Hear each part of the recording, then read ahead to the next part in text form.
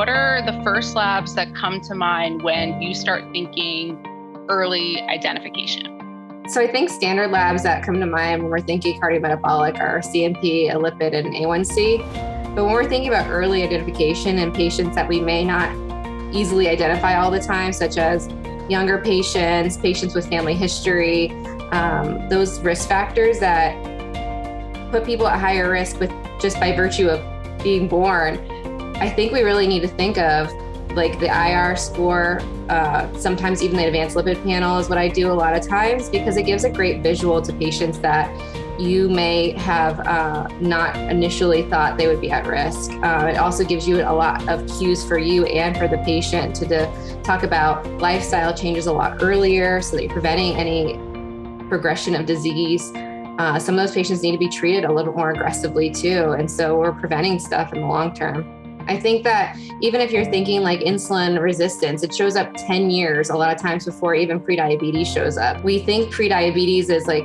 before diabetes, right? But honestly, like somebody could be pre-diabetic for a year and then the next year they develop diabetes because maybe they were insulin resistant for so many years prior that we didn't capture them early enough in order to prevent that progression.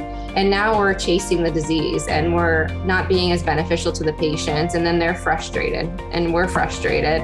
And then you're just constantly adjusting medications as opposed to focusing on that preventative piece. I think a lot of people go into medicine for that preventative piece, and we have such an opportunity to do that.